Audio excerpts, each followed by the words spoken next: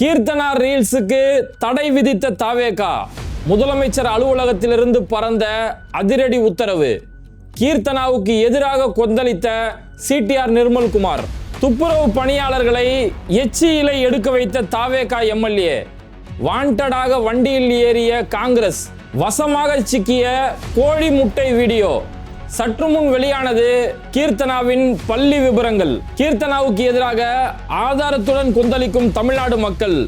50 நாளில் ஆட்சியின் அவல நிலை சந்திச்சிருக்கிறது. இது மாதிரி இன்னைக்கு கள அரசியல் நடக்கக்கூடிய பல்வேறுபட்ட செய்திகள், அந்த செய்திகளுக்கு பின்னாடி இருக்கக்கூடிய உண்மைத்தன்மைகள், களத்திலிருந்து வந்திருக்கக்கூடிய வீடியோ காட்சிகள் சொல்லி பல்வேறுபட்ட செய்திகளை தான் இன்னைக்கு வீடியோவில் பார்க்க போறோம். அதுக்கு முன்னாடி யாரெல்லாம் பேட்டை டிவியை சப்ஸ்கிரைப் பண்ணாமல் பார்க்குறீங்களோ அவங்க மறக்காம சப்ஸ்கிரைப் பண்ணிட்டு இந்த வீடியோக்களை உங்க நண்பர்களுக்கு அதிகமாக ஷேர் செய்யுங்க. இப்போ எல்லா ஊடகங்களையும் ஒரு தலைப்பு செய்தி. அமைச்சர் சிடிஆர் நிர்மல்குமார் இது மாதிரி கீர்த்தனா மாதிரியானவர்கள் யாருமே இது மாதிரி ரீல்ஸ் வீடியோக்கள் போடக்கூடாது. ஒரு ஸ்கூலுக்கோ ஒரு ஹாஸ்பிட்டலுக்கு போய் அங்கே வேலை செய்யக்கூடிய அரசு பணியாளர்களை தொந்தரவு செய்யக்கூடிய அளவுக்கு இனி இது மாதிரி யாரும் ரீல்ஸ் போடக்கூடாது.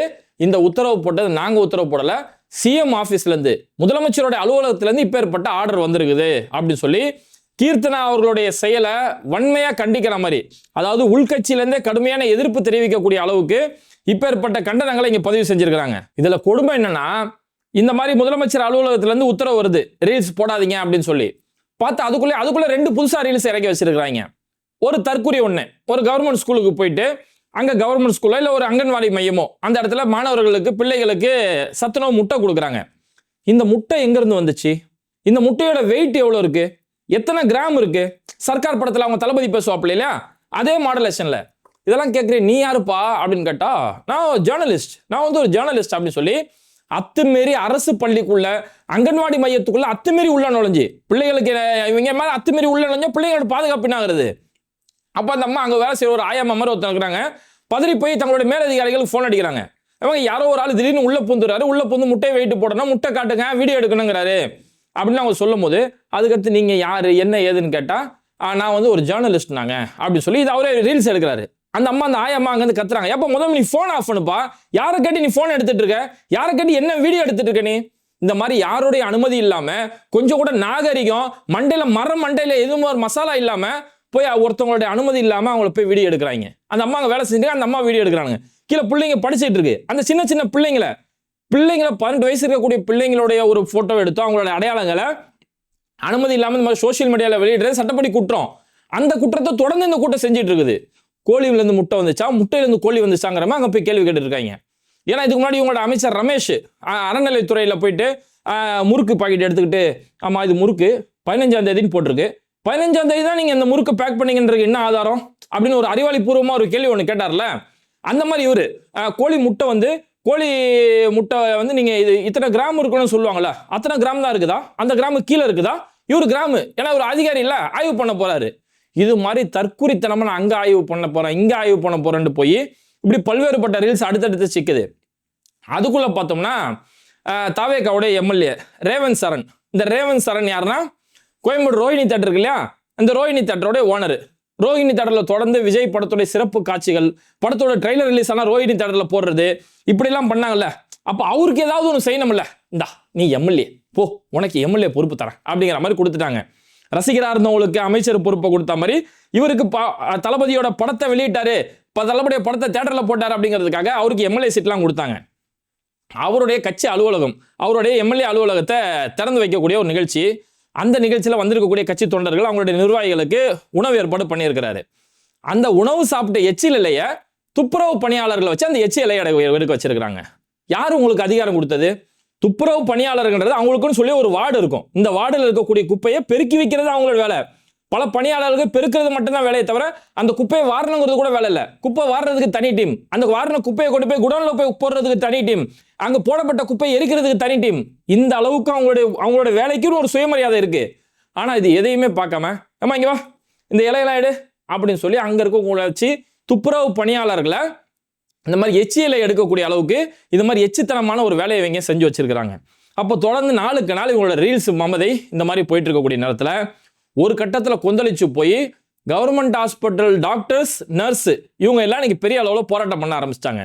ஸ்ரீரங்கம் பகுதியில் இருக்கக்கூடிய அரசு மருத்துவமனையோட அரசு மருத்துவமனை மருத்துவர்கள் செவிலியர்கள் இவங்க இறங்கி இன்னைக்கு போராட்டம் பண்ணி எங்களுடைய தனிப்பட்ட உரிமைன்னு ஒன்று இருக்குதுங்க, எங்களுடைய தனிப்பட்ட உரிமை பாதுகாக்கப்படணும், பெண் ஊழியர்களுடைய உரிமை பாதுகாக்கப்படணும் சொல்லி இன்னைக்கு களத்தில் இறங்கி ஆர்ப்பாட்டம் பண்ண ஆரம்பிச்சிருக்காங்க.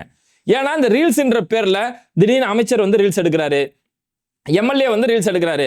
ஏன் ஒண்ணுமில்லாத மாவட்ட செயலாளர், ஒண்ணுமில்லாத கட்சியில் இருக்கக்கூடிய ஒன்றிய செயலாளர் சொல்லி ஒண்ணுமில்லாத அவன் இன்ஸ்டாகிராம்ல ரீல்ஸ் போடுற, அதுல ஒரு வியூ கிடைக்கணும், தனக்கு ஒரு பேர் கிடைக்கணும், செல்வாக்கு கிடைக்கணுங்கிறதுக்காக ஆளுக்கு கேமரா தூக்கிட்டு வந்துடுறாங்க. அங்க பெண்கள் வேலை செஞ்சுட்டு இருப்பாங்க, அவங்களுடைய அனுமதி இல்லாம அவங்கள போட்டோ எடுக்கிறது, புகைப்படம் எடுக்கிறது, அதை கொண்டு போய் சோசியல் மீடியாவில் விட்டுட்டு இவர் பின்னாடி ராவண மகண்டா, இவர் பின்னாடி பிஜிஎம் போட்டு கெத்து காட்டுறது.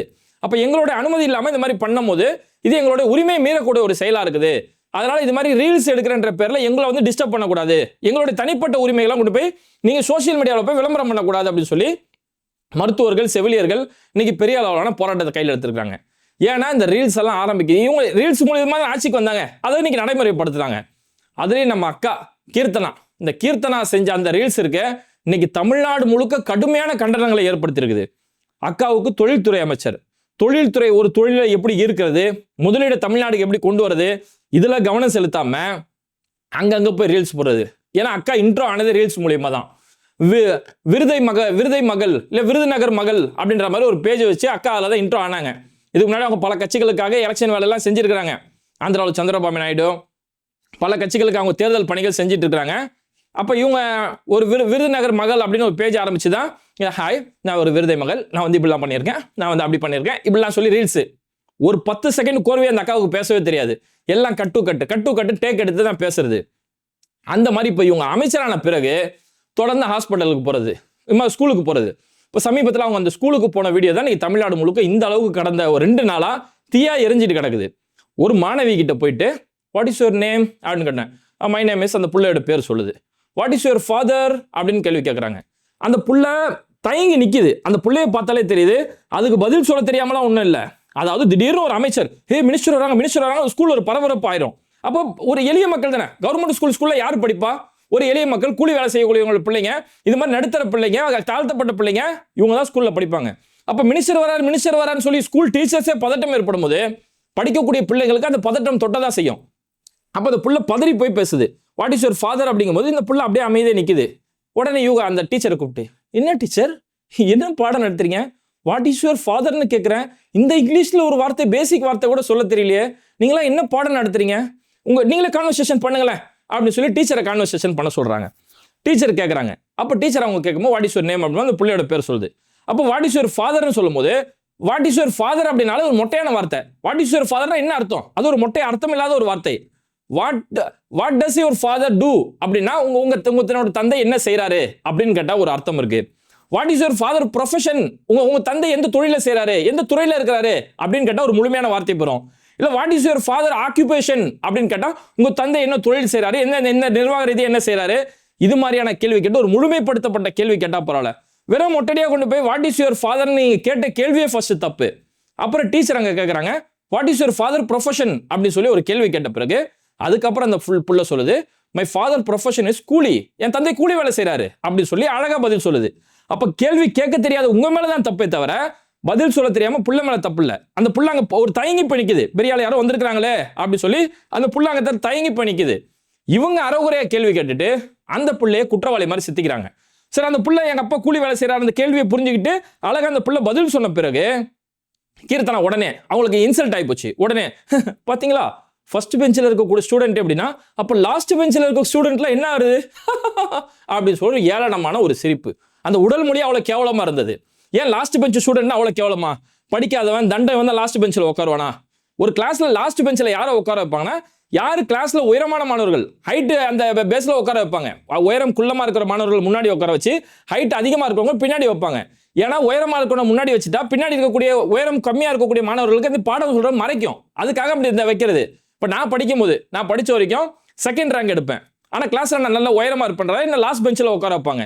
அதுக்கு எனக்கு படிப்பு ஏறல நான் சொல்ல முடியும். இந்த ஒரு அடிப்படை புரிதல் கூட இல்லாம இவங்க போய் லாஸ்ட் பெஞ்ச், அப்ப லாஸ்ட் பெஞ்சோட நிலமல என்ன வருது? ஐயோ இல்ல நாங்க என்ன கேட்கிறோம், சட்டசபையில போய் உட்காடுறீங்களே, இன்னைக்கு ஒரு 107 பேர் போய் அவன் எப்படியோ சினிமாவை காட்டி எந்த மக்களை மயக்கி போய் அந்த இடத்துல போய் சட்டசபையில போய் உட்காந்துட்டீங்கல்ல, அதுலேயே லாஸ்ட் பெஞ்சில் சில எம்எல்ஏ இருக்காங்களே, அப்போ அந்த லாஸ்ட் பெஞ்சில் இருக்கக்கூடிய எம்எல்ஏ எல்லாம் தற்கூரியா?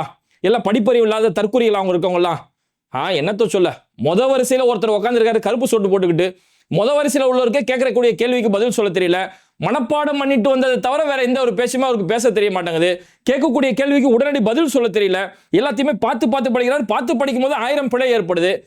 வரிசையில் உட்காந்துருக்கவர் மேலே இவ்வளோ கோளாறுனா, அப்போ லாஸ்ட் வரிசையில் உட்காந்துருக்கவங்க எம்எல்ஏட நிலைமை என்ன இருக்கும்? அப்போ அப்படி அந்த மைண்ட் செட்டில் தான் இவங்க இப்படி கேள்வியை கேட்கறது. லாஸ்ட் பெஞ்சில் இருக்கவங்க நிலைமை என்ன வருது அப்படின்னு சொல்லி ஏளனமான கேள்விகள் கேட்டுட்டு இருக்கிறாங்க. கேள்வி கேட்குறாங்களா அக்கா, இவங்களே பல இடங்கள்ல இவங்க பேசும்போது அவங்களுடைய இங்கிலீஷ் ப்ரொனன்சியேஷன், அவங்களுடைய அந்த வார்த்தை உச்சரிப்பு பல இடங்கள்ல தவறுதலாக சொல்லுவாங்க. அதாவது ஆனரபிள் அப்படின்னு இங்கிலீஷ்ல சொல்லுவாங்க, ஒரு மரியாதைக்குரிய கனம் பொருந்திய அப்படின்னு ஆனரபிள் அப்படின்வாங்க. அது ஹெச்ஓ தான் ஆரம்பிக்கும், ஆனால் ஹெச் சைலண்ட் தான். ஆனரபிள் அப்படின்னு தான் அந்த ப்ரொனன்சியேஷன் ஆரம்பிப்பாங்க. ஆனால் இவங்க அந்த இடத்துல போய் பேசும்போது ஆனரபிள் சீஃப் மினிஸ்டர் அப்படிம்பாங்க. அவர் ஆனஸ்ட்லி அப்படிங்கும் போது அதை கீர்த்தனா சொல்லும் போது ஹானஸ்ட்லி அப்படின்னு தான் அந்த ஹூ அப்படின்னு தான் அக்காவோட பேச்சு ஆரம்பிக்கும். ஒண்ணும் இல்லைங்க, ஒரு ஸ்கூல் ஃபங்க்ஷன் நினைக்கிறேன், அந்த இடத்துல போயிட்டு மாணவர்களை வாழ்த்துற மாதிரி, மாணவர்களை ஊக்கப்படுத்துற மாதிரி ஹேட்ஸ் ஆஃப், மாணவர்களுக்கு ஹேட்ஸ் ஆஃப் சொல்றாங்க. அந்த ஹேட்ஸ் ஆஃப் சொல்லும் போது கீர்த்தனா எப்படி தெரியுமா சொன்னாங்க? ஹேண்ட்ஸ் ஆஃப் சொல்றாங்க. அப்போ உங்களுக்கு ஒரு அடிப்படை ப்ரொனன்சியேஷன், வார்த்தை உச்சரிப்பு இதுவே உங்களுக்கு சரியான முறையில் வரல. அப்ப நீங்க போய் இந்த மாணவர்கள் என்ன டீச்சர் இப்படி இருக்கிறாங்க, ஐயோ என்னதான் பண்ண போறீங்களோ தெரியலையே, இத்தனை வருஷமா என்ன பாடம் சொல்லி கொடுக்குறீங்க அப்படி சொல்லி பேச வேண்டியது. ஃபர்ஸ்ட் நான் என்ன கேட்கறேன், இங்கிலீஷே தெரியாம போட்டுமே, அந்த புள்ள சரியான பதில் சொல்லிருச்சு, நான் என்ன கேட்கறேன், இங்கிலீஷ் தெரியாமலே போட்டுமே, அதுக்குனால ஏதோ பிழையா? அதனால அந்த பிள்ளைக்கு கற்றல் திறன் குறைவா இருக்குன்னு அர்த்தமா? ஆங்கிலம் என்பது ஒரு கம்யூனிகேஷன் லாங்குவேஜ், அவ்வளவுதான். ஒரு நம்ம பேசுறதுக்கான ஒரு மொழிதானே தவிர நம்மளோட அறிவோட அளவுகேடு அப்படிங்கிறது ஆங்கிலம் கிடையாது. நம்ம அறிவுக்கு ஒருத்த ஆங்கிலம் தெரிஞ்சாதான் அவன் அறிவாளி அப்படிங்கிறது எங்க கிடையாது. அது ஒரு சாதாரண மொழி தான். அமெரிக்காவில் கீரை வைக்கிற பொம்பளை கூட இங்கிலீஷ் பேசும், அதுக்கு நான் எல்லாம் பெஸ்ட்னு சொல்லிட முடியுமா? அந்த மாதிரி இந்த ஒரு அடிப்படை புரிதல் கூட இல்லாம பல பேர் இவங்களோட ரீல்ஸ் வெறிக்காக, முழுக்க வெறிதாது, இந்த ரீல்ஸ் வெறிக்காக பல பேரை நீங்க அவமானப்படுத்தக்கூடிய வேலைகளை ஈடுபட்டு இருக்காங்க. இப்போ அந்த பிள்ளைய எடுத்தாங்களே, வீடியோ எடுத்தாங்க இல்லையா, இவங்க மற்ற வீடியோ, அந்த வீடியோ பாருங்க, பல கட்டுகள் இருக்கும். இவங்களை எங்கெல்லாம் மாஸ்க் காட்டுற மாதிரி, இவங்களை பில்டப் காட்டுற மாதிரி எங்கெல்லாம் இருக்குதோ அந்த காட்சியில மட்டும் வீடியோல வச்சுட்டு நல்ல பதில் சொல்ல மாணவர்கள் இருப்பாங்களே, அந்த காட்சியெல்லாம் காட்ட மாட்டாங்க. இன்னைக்கு தமிழ்நாட்டில் மட்டும்தான், இந்தியாவிலேயே அடிச்சு சொல்லலாம், இந்தியாவிலேயே தமிழ்நாட்டில் மட்டும்தான் அரசு பள்ளி மாணவர்கள் ஆங்கிலத்தில் நல்ல புலமை பெற்றவர்களா, ஆங்கிலத்தை நல்ல சரளமா பேசக்கூடியவர்களா தமிழ்நாட்டில் மட்டும்தான் அப்படிப்பட்ட அரசு பள்ளி மாணவர்கள் இருக்கிறாங்க. அந்த மாணவர்களோட, அந்த மாணவிகளோட வீடியோக்களை இவங்க காட்ட மாட்டாங்க. எந்த பிள்ளைக்கு பதில் சொல்ல தெரியலையோ அந்த இடத்துல இவங்க மாஸ்க் கட்டுவாங்கல்ல, என்ன இப்படி சொல்றீங்களே அப்படின்னு சொல்லி அது மாதிரியான காட்சிகளை மட்டும்தான் கட் பண்ணி போடுறாங்க. நான் என்ன கேட்குறேன், அந்த பிள்ளைக்குன்னு ஒரு தன்மானம் இருக்கு இல்லையா? இப்போ இந்த பிள்ளையோட வீடியோ நீங்க நேற்று முழுக்க கடுமையான வைரலா மாறி போயிருக்கு. இப்போ இந்த பிள்ளையோட சொந்தக்காரங்க இருப்பாங்க, என்ன பிள்ளை படிக்க வைக்கிறாங்களோ, 6ஆம் வகுப்பு படிக்க, இந்த பிள்ளைக்கு ஒரு இங்கிலீஷ் கூட தெரியல, வாட் இஸ் யுவர் ஃபாதர்னு கேட்டால் கூட பதில் சொல்ல தெரியலன்னு சொல்லி அந்த பிள்ளையை நோக்கி, அவங்க குடும்பத்தை நோக்கி ஒரு கேள்வி வரமாறாதா? அந்த பிள்ளையோட அக்கம் பக்கம் வீட்டுக்காரங்க, கூட படிக்கிறவங்க, கூட விளையாடக்கூடியவங்கள கேட்பாங்க இல்லையா, என்ன ஒன்று பார்த்து ஒரு கேள்வி கேட்குறாங்க, இந்த கேள்வி கூட உனக்கு பதில் தெரியாதா அப்படின்னு சொல்லும் போது அந்த பிள்ளையோட மனநல என்ன ஆகும்? ஒரு மன அழுத்தத்துக்கு உள்ளாகாது? உங்களுடைய ரீல்ஸ் வெறிக்காக, உங்களுடைய பதவி வெறிக்காக இங்க பச்சை பிள்ளைகளை போட்டு இது பண்ணிட்டு இருக்கீங்களே. இந்த மாதிரி பிள்ளைகளோட அடையாளங்களை முதல் சோசியல் மீடியா அப்லோட் பண்றது தப்பு. இது மாதிரி ஒரு அடிப்படை அறிவு, அடிப்படை அறம் எதுவுமே இல்லாம ஒரு தற்குறித்தனமான செயல தான் இந்த கூட்டம் தொடர்ந்து ஈடுபட்டு இருக்கு. இதே இடத்துல தான் திமுகன்னு ஒரு கட்சி ஆட்சியில் இருந்தது. அன்பில் மகேஷ் பொய்யாமொழின்னு சொல்லி ஒரு அற்புதமான ஒரு கல்வி அமைச்சர் இருந்தாரு. ஒவ்வொரு பள்ளிக்கூடங்களுக்கு போய் ஆய்வு செய்வாரு. ஆய்வு செய்யறது அந்த துறை சார்ந்த அமைச்சர் செய்யறதா சரியா இருக்கும், ஏன்னா அவருக்கு தான் சம்பந்தமான நாலேஜ் இருக்கும். இவங்க மீன்வளத்துறை அமைச்சர் ஹாஸ்பிட்டலுக்கு ஆய்வு போறாரு, ஒருத்தர் இந்த பக்கம் மின்சாரத்துறை அமைச்சர் ஒரு பக்கம் ஆய்வுக்கு போறாரு, இன்னொரு இந்த தொழில்துறை அமைச்சர் ஸ்கூலுக்கு ஆய்வு போறாங்க. இப்படி ஆய்வு பண்ணி வாய்வு விட்டுறாங்க. முழுக்க வாய்வா தான் கிடக்குது. அன்பில் மகேஷ் பொய்யாமொழி ஸ்கூலுக்கு போய் ஆய்வு செய்வார். அவரோட துறை, அந்த துறைக்கு போய் ஆய்வு செய்யும் போது எளிய மக்கள், இப்போ இந்த சம்பவம் நடந்த கீர்த்தனோட சம்பவம் விருதுநகர்ல சிவகாசியில ஒரு கிராமத்துக்குள்ள நடந்த சம்பவம். இது மாதிரி பல கிராமங்களுக்கு அன்பில் மகேஷ் பொய்யாமொழி போவார். அந்த கிராமங்களுக்கு போய் பிள்ளைகளை அவங்களுடைய கற்றல் திறன், அவங்களுடைய பேச்சு திறமையை வளர்க்கறதுக்காக, வா நீ வந்து பேசுப்பா, நீ உனக்கு தெரிஞ்சது ஏதாவது பேசு, ஏதாவது ஒரு கதை சொல்லு அப்படின்னு கூப்பிடுவாரு. அவன் தயங்குறான். ஒரு பையன், ஒரு கிராமத்தில் இருக்கக்கூடிய ஒரு பையன், ஐயோ நான் எப்படி சொல்றது, எல்லாரும் முன்னாடி அவன் தயங்குறான். அப்போ அன்பில் மகேஷ் பொய்யாமொழி அவனை எவ்வளோ அழகா ஊக்கப்படுத்துறாரு. இதுக்கேன்டா நீ தயங்குற, இதுக்கேன்பா நீ தயங்குற, நம்ம எல்லாம் ஃப்ரெண்ட்ஸ் முன்னாடி தானே பேசுற, நம்ம முன்னாடி தானே பேசுற, நீ வெளியில எங்கேயா போய் பேசுற, நம்ம முன்னாடி ஃப்ரெண்ட்ஸ் முன்னாடி பேசுறதுக்கு என்னப்பா வெக்க இருக்கு, தப்பா சொன்னாலும் சொல்லு, நம்ம தான் ஃப்ரெண்ட்ஸுக்கு முன்னாடி தானே சொல்ற, தப்பா சொன்னாலும் சொல்லு அப்படின்னு சொல்லி அவனை ஃபர்ஸ்ட் ஊக்கப்படுத்துறாரு. நீ தப்பா சொன்னாலும் தப்பு இல்ல, நீ சொல்லணும்னு உனக்கு தைரியம் வருதுல, அந்த தன்னம்பிக்கை வருதுல, அதுதான்டா முக்கியம் அப்படின்னு சொல்லி அந்த மாணவர்களை ஊக்கப்படுத்தி அந்த பையன் ஏதோ ஒரு கதை சொல்றான். ஒரு ஊர்ல இப்படி ஆச்சு, ஒரு ஊர்ல அப்படி ஆச்சுன்னு சொல்லி ஏதோ ஒரு கதை சொல்றான். அந்த கதையை அவனால் முழுமையா சொல்ல முடியல, ஏன்னா முன்னாடி ஒரு அமைச்சர் இருக்கும்போது அவன் தயங்குறான். ஆனா அப்படி இருந்தாலும் அவன் சொல்லி முடிச்சுன்னா அவனுக்கு கை தட்டுறாரு. சூப்பரா சொன்னா தம்பி, இந்த மாதிரி எல்லாம் இந்த மாதிரி வரணும்டா, அவன் எவ்வளவு சூப்பரா சொன்னா பாருங்கடா அப்படின்னு இந்த மாதிரி ஆக்கப்படுத்தி ஊக்கப்படுத்தி பல மாணவர்களை கல்வி ரீதியாக உயர்த்தி பல ஏழ்மை நிலையில் உள்ள மாணவர்களை வெளிநாடுகளுக்கு கொண்டு போய் படிக்க வச்சு இப்படி கல்வி ரீதியாக அடுத்த தலைமுறையை எங்கேயோ கொண்டு போன ஆட்சிகளை நம்ம பார்த்த நேரத்தில் இன்னைக்கு படிக்கக்கூடிய பிள்ளைகளை அப்படி நாசப்படுத்தி இவங்களுடைய ரீல்ஸ் மோகத்துக்காக, ரீல்ஸ் வெறிக்காக, வியூ வாங்கணுன்ற அந்த எதுக்காக இன்னைக்கு பிள்ளைகளை போய் நாசப்படுத்தக்கூடிய இது மாதிரியான வேலைகள்ல இங்க ஒரு கூட்டம் தொடர்ந்து ஈடுபட்டுக்கிட்டு இருக்கு. இல்ல நம்ம என்ன கேட்கிறோம், இதே ஆய்வு செய்யறது உங்க துறைக்கு சம்பந்தம் இல்லாத வேற இடங்களில் போய் ஆய்வு செய்ய போறீங்களே, இதே ஆய்வை பொதுமக்கள் கையில் எடுத்தா நாங்க ஆய்வு செய்ய போறோம். தொழில்துறை அமைச்சர் தானே நீங்க. இந்த மாதிரி தமிழ்நாடுக்கு வர வேண்டிய முதலீடு, தமிழ்நாடுக்கு வரக்கூடிய வணிகம் எல்லாமே இன்னைக்கு ஆந்திரா பக்கம் போயிட்டு இருக்கு, நீங்க என்ன செய்றீங்க, வாட் இஸ் யுவர் ப்ராப்ளம் அப்படின்னு சொல்லி மக்கள் போய் உங்களை போய் ஆய்வு செஞ்சா உங்களால செய்ய முடியுமா? இல்ல உங்க முன்னாடி போய் கேமராவை எடுத்துக்கிட்டு யாராவது உங்களை கேள்வி கேட்கிற மாதிரி பொதுமக்கள், ஓட்டு போட்ட மக்கள் உங்களை நோக்கி கேள்வி கேட்டு இதை வீடியோ எடுத்தா நீங்க ஒத்துக்குறீங்களா? இல்ல இங்க சட்ட ஒழுங்கா கையில வச்சிருக்கக்கூடிய முதலமைச்சர், காவல்துறை அவர் கையில வச்சிட்டு இருக்கிறாரா, அவர்கிட்ட போயிட்டு சார் என்ன சார் இப்படி சட்ட ஒழுங்கு சீரழிஞ்சு போய் கிடக்கு, தினம் தினம் பாலியல் குற்றங்கள் இவ்வளவு மோசமா நடந்துட்டு இருக்குது, சிங்கப்பெண் சொன்னீங்களா, ஒரு பெண்ணுக்கு இங்க பாதுகாப்பு இல்லாம இருக்கு, என்னதான் சார் செஞ்சுட்டு இருக்கீங்க அப்படின்னு ரீல்ஸ் எடுத்து அதை எடுத்து வீடியோ போடுறது வெளியிடுவீங்களா? இன்னைக்கும் முதலமைச்சர் ஒரு கூட்டத்தில் கலந்துக்கிட்டாருன்னா அவர் என்ன பேசுறாருன்னு வெளியில வர மாட்டேங்குது. அவர் அப்படியே மைக் முன்னாடி எப்படிங்கிறாரு, பின்னாடி பிஜிஎம், வெறும் பிஜிஎம் சவுண்ட் மட்டும், வெறும் பிஜிஎம் ஆட்சி மட்டும் தான் இங்க நடக்குது. இது இத்தனை நாள் நரேந்திர மோடிஜிக்கு நடந்தது. மோடியும் ட்ரம்ப் ஒரு இடத்துல பேசினாங்கன்னா ட்ரம்ப் ஆங்கிலத்தில் என்ன பேசுறாருன்ற அந்த வாய்ஸ் நமக்கு கேட்கும். ஆனா மோடிஜி பேசும்போது வெறும் வாயசைவு மட்டும்தான் இருக்கும், பின்னாடி பிஜிஎம் மட்டும் தான் ஓடிட்டு இருக்கும். அந்த அதே மாநில ஆட்சி தான் இவங்க நடத்திட்டு இருக்காங்க. பாஜக என்ன ஆட்சி நடத்துறதோ அதே மாநிலான ஒரு விளம்பர ஆட்சி தான் இன்னைக்கு இவங்க நடத்திக்கிட்டு இருக்காங்க. அப்ப இது மாதிரி உங்களோட விளம்பர மோகங்களுக்காக இந்த மாதிரி போறது ஒரு கட்டத்தில் இன்னைக்கு மக்கள் எல்லாம் கடுமையான கேள்வி, பெரிய அளவிலான மக்கள் கொந்தளிப்புக்கு உள்ளாகி எப்படி இது மாதிரியான காரியத்தை செய்யலாம் அப்படின்னு கேள்வி கேட்ட பிறகு இப்போ கீர்த்தனா உடனே என்ன பண்றாங்க, இல்ல நான் சொன்னது தப்பா புரிஞ்சுக்கிட்டாங்க, நானே ஒரு அரசு பள்ளியில வளர்ந்த ஒரு மாணவி தான், நானும் இந்த மாதிரி ஆங்கிலம் கத்துக்கிறது பெரிய கஷ்டப்பட்டேன், சில இடங்கள்ல ஆங்கிலத்தை கத்துக்கிட்டு நான் கவர்மெண்ட் ஸ்கூல்ல படிச்சுட்டு வெளியில போய் ஆங்கிலம் பேசும்போது பல பேர் என்னை பார்த்து சிரிச்சாங்க, அதெல்லாம் தாண்டி தான் நான் வந்திருக்கேன், அப்ப என்ன மாதிரி ஒரு பிள்ளை பாதிக்கப்படக்கூடாதுங்கிறதுக்காக நான் இப்படி போய் செஞ்சேன்னு சொல்லி இதுக்கு ஒரு விளக்கண வியாக்கியான வேற சொல்லிட்டு இருக்காங்க. அப்ப நீங்க உண்மையாவே பாதிக்கப்பட்டிருந்தா நீங்க ஒரு பிள்ளையை இப்படி கேவலப்படுத்த மாட்டீங்க, லாஸ்ட் பெஞ்ச் ஸ்டூடெண்ட் அப்படின்னு சொல்லி இழிவா பேச மாட்டீங்க. ஃபர்ஸ்ட் இவங்க நான் ஒரு கவர்மெண்ட் ஸ்கூல்ல படித்தேன், அரசு பள்ளியில் படிச்சேன்றாங்களே அதுவே உண்மை இல்லை. ஏன்னா கீர்த்தனா எங்க படிச்சாங்கன்றத அவங்க பகுதியில் வாழ்ந்த மக்கள் கீர்த்தனா இதுக்கு ஒரு ஆதாரமும் காட்டுறாங்க. இதான் நான் படிச்ச ஸ்கூல் அப்படின்னு சொல்லி ஒரு போட்டோவை காட்டுறாங்க. அந்த ஸ்கூல்ல பார்த்தோம்னா அந்த ஸ்கூலோட யூனிஃபார்ம், அந்த விருதுநகர் மாவட்டத்தை சேர்ந்த ஒருத்தர் சொல்றாரு, இந்த ஸ்கூல் யூனிஃபார்ம்ங்கிறது இது கவர்மெண்ட் ஸ்கூல் கிடையாது, இது கவர்மெண்ட் டையப்ல நடக்கக்கூடிய ஒரு தனியார் பள்ளி தான், கவர்மெண்ட் அரசு உதவி பெறக்கூடிய ஒரு பள்ளி, அரசு உதவி பெறக்கூடிய Sattriya girls school managing board அப்படின்னு சொல்லக்கூடிய ஒரு அரசு உதவி பெறக்கூடிய தனியார் பள்ளியில தான் இவங்க படிச்சாங்களே தவிர இவங்க ஒன்றும் கவர்மெண்ட் ஸ்கூல்ல படிக்கல. இதை தாண்டி ரெண்டாவது ஆதாரம் என்னன்னா, அந்த ஸ்கூல் கீர்த்தனா எந்த ஸ்கூல்ல படிச்சாங்களோ அந்த ஸ்கூல்ல இருக்கக்கூடிய ஆசிரியை கீர்த்தனா கூட ஒரு போட்டோ எடுத்து எங்க பள்ளியில படிச்சவங்க இன்னைக்கு ஒரு அமைச்சரா இருக்காங்கன்னு சொல்லி நாங்க ரொம்ப சந்தோஷப்படுறோம், ரொம்ப ப்ரௌடா ஃபீல் பண்றோம் அப்படின்னு சொல்லி அந்த ஸ்கூல் சார்பில் இருந்து அபிஷியலா பதிவு போட்டிருக்காங்க. அப்ப கீர்த்தனா கவர்மெண்ட் ஸ்கூல்ல படிக்கல, அவங்க தனியார் பள்ளியில தான் படிச்சாங்க. ஏன்னா இந்த கூட்டத்துக்கு என்னைக்குமே உங்களுக்கு உண்மையை சொல்லி பேச தெரியாது, வெறும் சிம்பத்தி கிரியேட் பண்றது, ஒரு சென்டிமெண்ட் டயலாக் பேச வேண்டியது, இதே பாணியில இவங்க இயங்கிட்டு இருக்காங்க அப்படிங்கிறது இங்க தெரிய வருது. கொடுமை என்னன்னா இதுக்கு காங்கிரஸ் வக்காலத்து. இந்த கேள்வி எல்லாத்தையுமே கேட்கும்போது சிடிஆர் நிர்மல்குமார் இந்த கேள்வி கேட்கும்போது கூட இல்லைங்க இந்த மாதிரி ரீல்ஸ் எடுக்கக்கூடாதுன்னு சொல்லி முதலமைச்சர் ஆஃபீஸ்ல இருந்து ஸ்ட்ரிக்டா சொல்லிட்டாங்க, இனி அரசு அதிகாரிகள் தொல்லை பண்ணக்கூடாதுன்னு சொல்லி சிடிஆர் நிர்மல்குமார் கூட ஒத்துக்கிறாரு. ஆனா முட்டு கொடுக்கக்கூடிய காங்கிரஸ் இருக்கு பாரு, ஒரே ஒரு அமைச்சர் சீட்டு கொடுத்துட்டாங்கிறதுக்காக முட்டு கொடுக்கக்கூடிய காங்கிரஸ் இன்னைக்கு போய் காங்கிரஸுடைய புதிய தலைவராக பொறுப்பேற்றிருக்கக்கூடிய மாணிக்கம் தாக்கூர் அவர்கிட்ட அந்த கேள்வியை கேட்கும்போது அதுதான் அமைச்சர் ஒரு பதில் கொடுத்துட்டாங்களே, அமைச்சரே அதுக்கு ஒரு விளக்கம் கொடுத்துறாங்களே, அந்த விளக்கமே போதுமானது நிறைவானதா இருக்குன்னு நான் நினைக்கிறேன் அப்படிங்கிறாரு. இது வேலையில்லா பட்டதாரிகள் இந்த மாதிரி சொல்லி விட்டுட்டு இருக்காங்க. அதாவது திமுகவுக்கு இன்னைக்கு வேலை இல்லையா, வேலையில்லா பட்டதாரிகள் இந்த மாதிரி சொல்லிட்டு இருக்காங்க, இஷ்டத்துக்கு தேவையில்லாத விஷயங்களை சொல்றாங்கன்னு சொல்லி இந்த அளவுக்கு கேடுகட்டுத்தனமா முட்டு கொடுத்துருக்காங்க இன்னைக்கு காங்கிரஸ் எந்த அளவுக்கு இன்னைக்கு லோக்கலா போயிட்டாங்க அப்படின்னா, காங்கிரஸ் சார்பில் ஒரு ஆர்ப்பாட்டம், நீட்டுக்கு எதிராக, இந்த மாதிரி நீட்டு எக்ஸாமுக்கு எதிராக, நீட்டில் நடக்கக்கூடிய முறைகேடுகளுக்கு எதிராக ஒரு கண்டன ஆர்ப்பாட்டம் நடக்குது. அந்த கண்டன ஆர்ப்பாட்டத்தில் இந்த நட போதுமா இன்னும் கொஞ்சம் வேணுமான்னு சொல்லி அந்த பாட்டில் ஒரு கூத்து பாட்டு டான்ஸ் ஆடி கிடக்குது. இங்கே கீழே காங்கிரஸ் தொண்டர்கள்லாம் உட்காந்துட்டா நான் மாதிரி ஆடுறான் பாரியா, இந்த மாதிரி ஆடி தான் எங்கள் ராகுல் காந்தி பிரதமர் ஆயிருப்பாரியா அப்படின்னு சொல்லி கீழே வந்து ரசிக்கிறாங்க. அந்த மாதிரி இந்த நாடா போதுமா? அப்புறம் ஆத்தி சந்தனக்கட்டை அந்த பாட்டு வர ஒரு பக்கம் ஆத்தி சந்தனக்கட்டை கீழே வந்து காங்கிரஸ் தொண்டர்கள் அடடா என்ன பாட்டுறாது அப்படின்னு ரசிக்கக்கூடிய அளவுக்கு காங்கிரஸோட நிலைமை இந்த அளவுக்கு இருக்குது.